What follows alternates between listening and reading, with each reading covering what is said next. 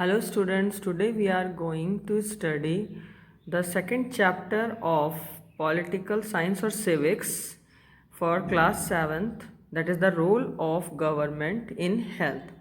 So in this chapter we studied about what is the role of government to cure the health system for the average citizen. So in a democracy, people expect that to this government to work for their welfare. So the government can many provisions and arrangements for their education, health, employment, housing, or development of the roads, electricity, etc. So what is the health? First question is arise here. What is our health or what is the health? So health is a state. It means where the person's ability to remain free from any type of illness and injuries, and it considered as the person who are free from any type of physical, social or mental illness, that is called as health. Or health is a complete free state of every person of illness, injuries, socially, morally और mentally. बच्चों ऐसा है कि यहाँ पर हम discuss करेंगे health actually है क्या।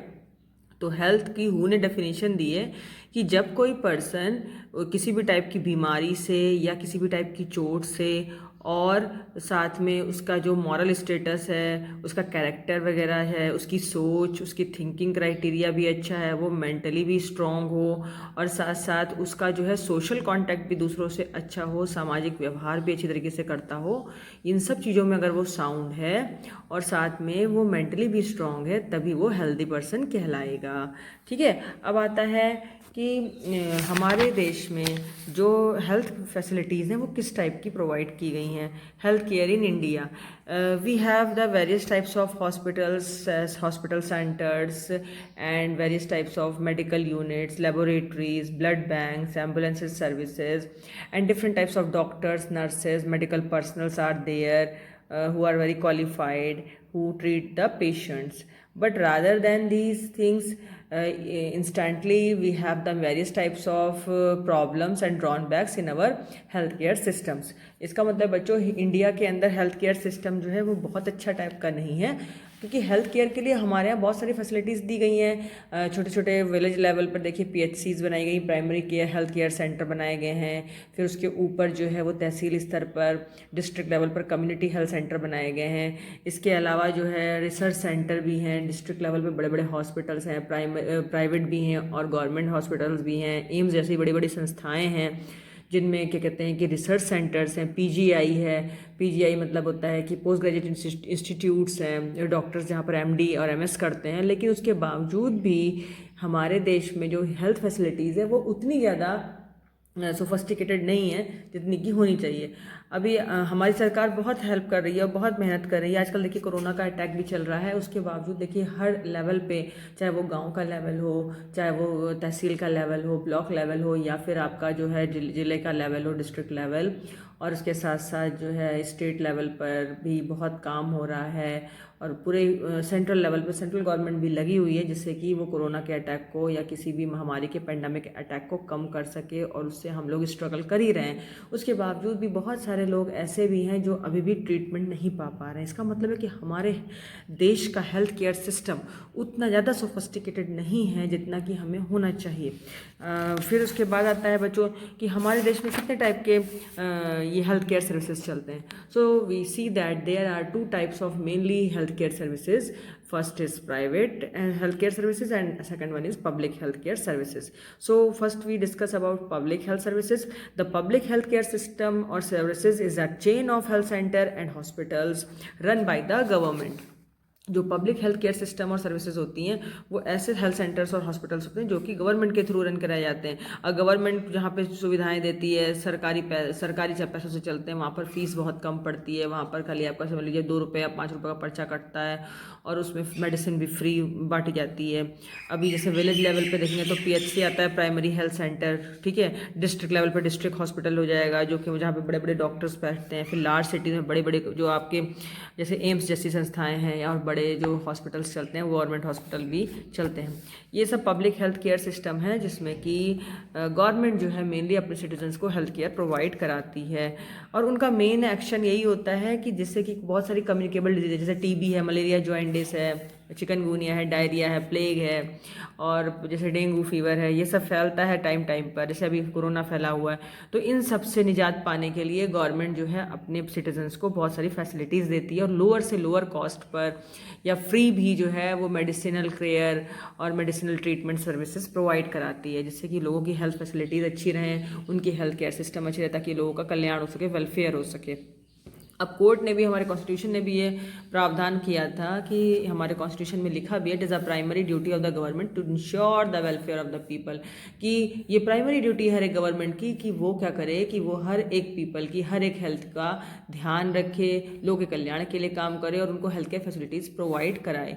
अब कोर्ट ये भी कहता है, हमारे यहाँ कोर्ट भी है जो कहता है कि जैसी भी नेसेसरी हेल्थ सर्विसेज हैं वो गवर्नमेंट ही प्रोवाइड कराएगी सारे सिटीजन्स को, चाहे इमरजेंसी सिचुएशन हो हॉस्पिटल्स में या मेडिकल स्टाफ हो, ये सारे के सारे अपनी ड्यूटी को फुलफिल करने के लिए सारे के सारे जो है वहाँ पर इंश्योर रहेंगे।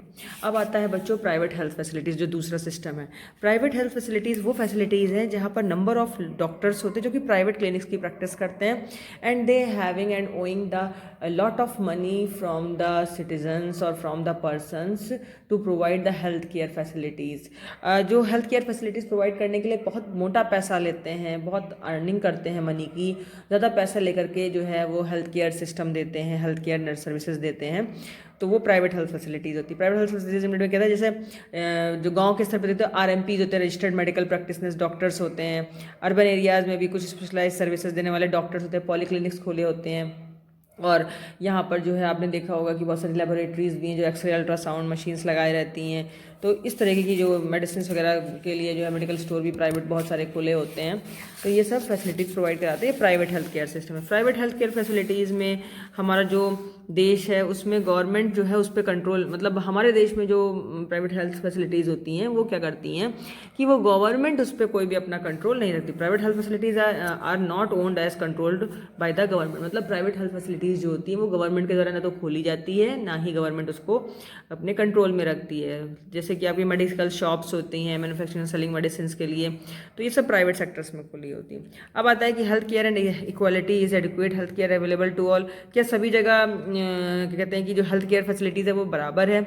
ऐसा नहीं है बच्चों, कहीं कहीं पर प्राइवेट सेक्टर बहुत अच्छा है। अर्बन एरियाज़ में देखा जाए मेनली तो प्राइवेट सेक्टर बहुत अच्छा काम कर रहे हैं, लेकिन जो रूरल एरियाज़ हैं वहाँ पर क्या होता है कि गवर्नमेंट अपनी अच्छी फैसिलिटीज़ प्रोवाइड कराने के लिए PHC सेंटर्स हैं, कम्युनिटी हेल्थ सेंटर्स हैं, ट्रॉमा सेंटर्स हैं, ये सब जो रन कराती है वो सब गवर्नमेंट के थ्रू रन कराया जाता है, ताकि लोगों को डिफरेंट मेडिकल सर्विसेज हैं, इंजेक्शंस वगैरह हैं, मेडिसिन्स हैं, और जो ड्रेसिंग्स वगैरह हैं, बड़े बड़े ऑपरेशंस हैं या छोटे स्तर के ऑपरेशन हैं, वो सब उनको जो है गवर्नमेंट प्रोवाइड कराती है, ताकि गवर्नमेंट उनसे फ्री ऑफ कॉस्ट भी या कम पैसे पे, लोअर कॉस्ट पे भी, चीपर रेट पे भी उनको ये फैसिलिटीज़ प्रोवाइड करिए, ताकि लोगों की वेलफेयर हो और उनका अच्छा रह सके।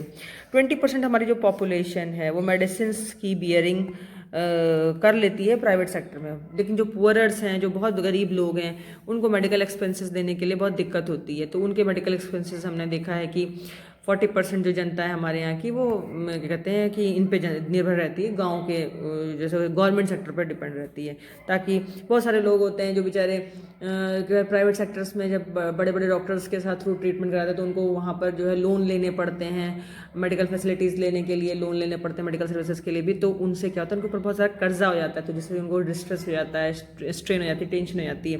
तो ऐसा ना हो इसलिए गवर्नमेंट का ये सबसे बड़ा रूल बनता है, ऐसा गवर्नमेंट की सबसे बड़ी पॉलिसी है उसकी कि लोगों के वेलफेयर के लिए वो ड्रिंकिंग वाटर है, एडिक्वेट हाउसिंग है, क्लीन सराउंडिंग्स हैं, इन सब की व्यवस्था करे, और इसीलिए वो लोगों को हेल्थ केयर फैसिलिटीज बढ़ी। अच्छा, उसमें मेल फीमेल चिल्ड्रन वुमेन सभी आ जाते हैं, सभी को हेल्थ केयर फैसिलिटीज़ प्रोवाइड कराना ये गवर्नमेंट का सबसे बड़ा एक रिस्पॉन्सिबिलिटी है, ताकि हर एक सिटीज़न की जो हेल्थ केयर सर्विस है वो अच्छी रहे, हेल्थ केयर जो उसकी हेल्थ केयर है वो अच्छी रहे। अच्छा बच्चों, ये इसी के साथ ये चैप्टर यहीं पर फिनिश होता है, और अब मैं उम्मीद करती हूँ कि आपको ये चैप्टर अच्छी तरह समझ में आया होगा, और in my next video I will meet you with my next chapter. Till then, goodbye, and please like my videos and share my all the videos and subscribe my channel too. Okay, till then, goodbye.